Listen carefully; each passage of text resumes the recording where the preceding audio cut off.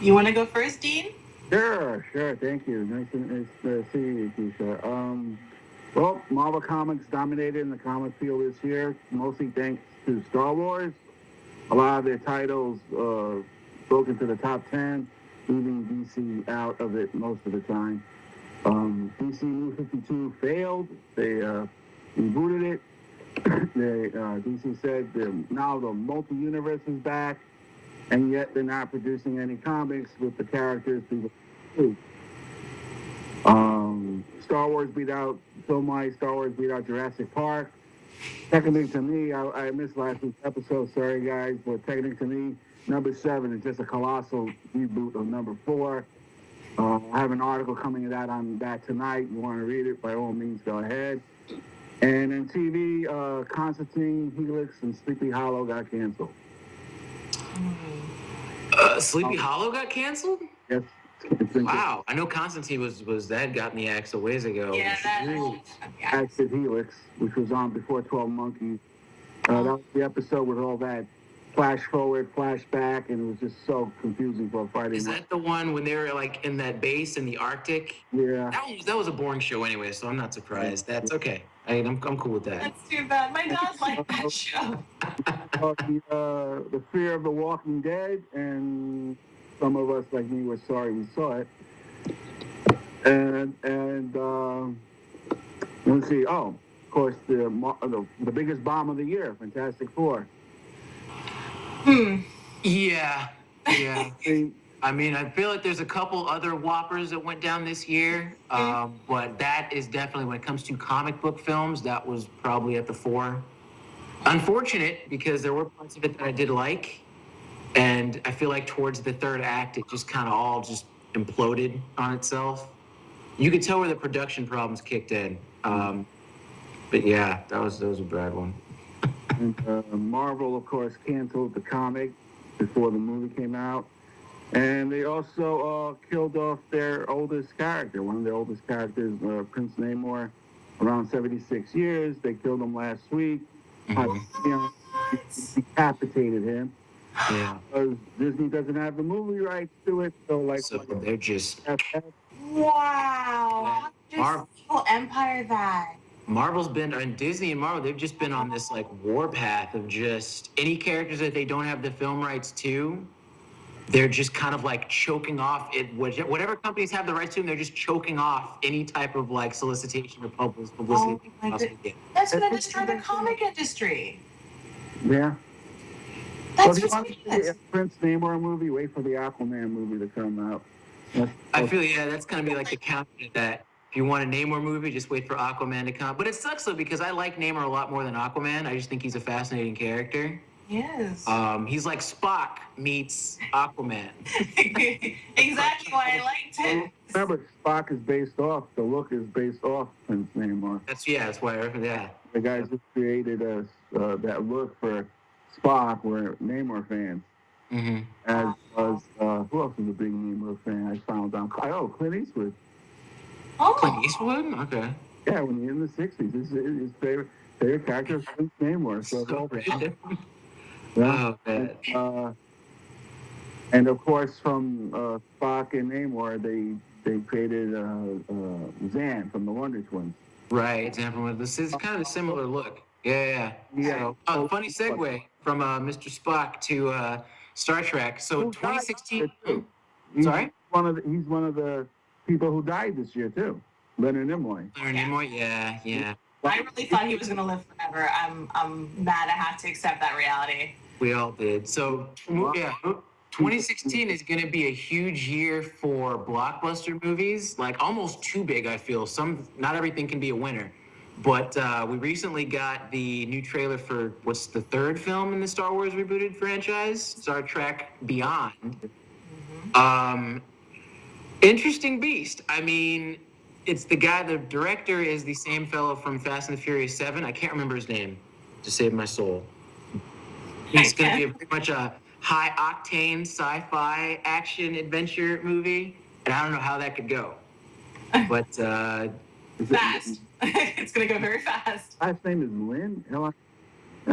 Is it Lin? Just something Lin? Superman, I think. I will look it up for you guys. But yeah, that's going to be in 2016. Right. Oh, you also got Batman versus Superman. You got Captain America versus Iron Man.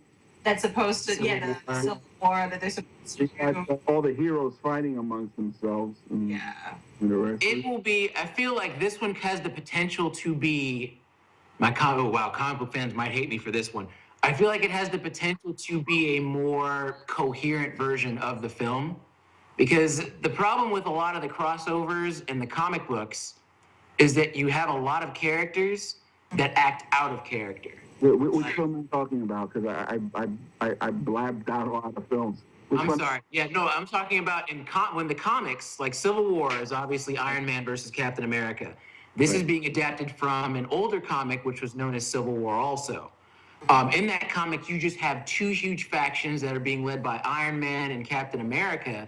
And a lot of the characters they pick a side, but they're acting outside of like how they usually act. Like Daredevil, for example, he's involved.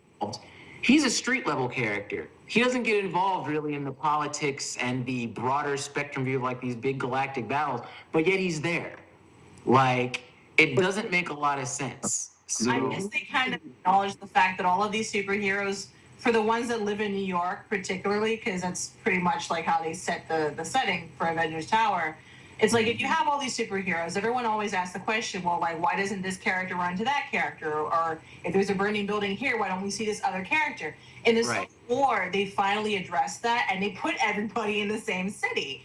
But all the problems that arise to it once you start getting into politics, I think that shows, like, everyone loves to view their superhero as perfect, but in the Civil War, it allowed to see heroes as a more human factor, whether they be mutants or superpower or whatever. Because it does come down to it, even for most regular people, like, you can be friends with someone, but when you get down to that discussion on politics, that's usually where you have like, well, I like you, but you're this or you're that. So with this, I felt that it was out of character because it's out of what we're used to seeing, but that doesn't distract from the fact that it's how the writers felt characters take their particular political views. Like Captain America being anti-registration, I actually thought that makes sense considering the fact that if he's supposed to be the embodiment of patriotism for what America is technically supposed to be, then yes, he would be against the Registration Act, and he does a lot of quotes and montages, like monologues that really reflect that. Actually, the Civil War is actually what actually got me to like Captain America, because I just really wasn't interested in him in the beginning. You're not alone with that one. Yeah. Yeah.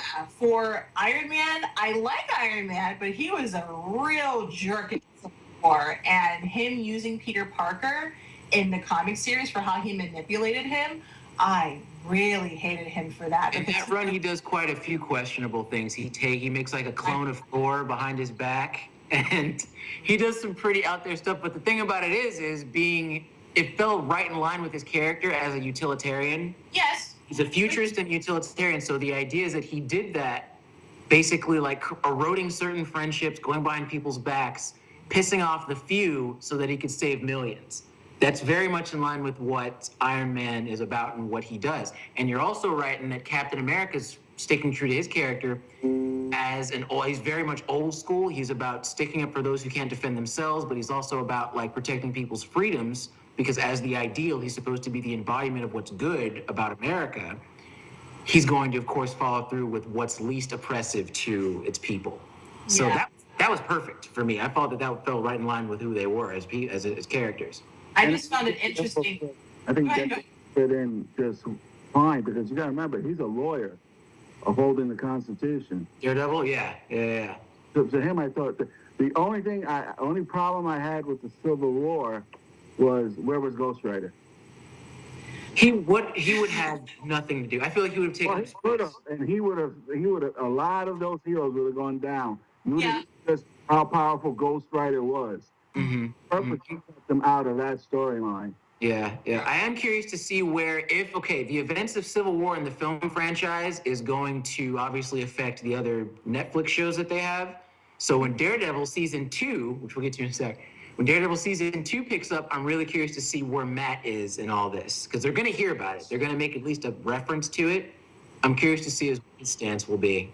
That should be a great season. I'm actually really excited about Daredevil season 2. It's I And really the do. Captain America 75th coming up, there's going to be a TV special on Captain America. Oh, really? Nice. Okay. So I don't know if Chris Evans is going to. They're not saying anything. They're keeping it under wraps. Keep us posted on that one. That shows something what Marvel does that DC doesn't, because in the last couple of years, Captain Marvel turned 75. You saw nothing. Mm-hmm. They didn't give him a title. One book came out. That's it.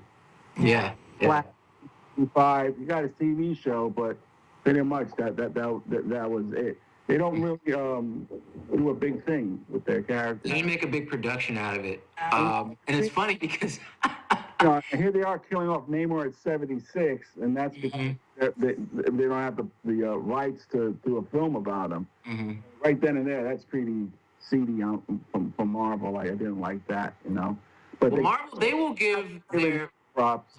Cap's getting his props. Yeah, the horses that they back when it comes to their franchises, they typically will, at least in the films, they'll give them like a fair bit of like play. Fox, I feel like they're really doubling down with Deadpool.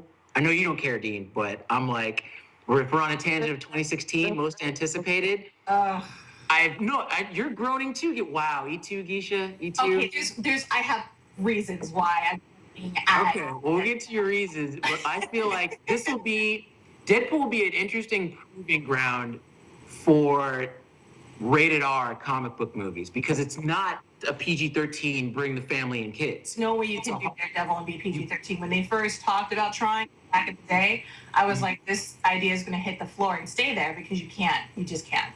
Deadpool, yeah, they went back and forth about it, and eventually the execs and the head honchos over at Fox caved, so that's going to be a hard R. And if it does well, I'm hoping that it does, it could open the floor for a rated R Punisher flick. It could open the floor. I'm about to say a real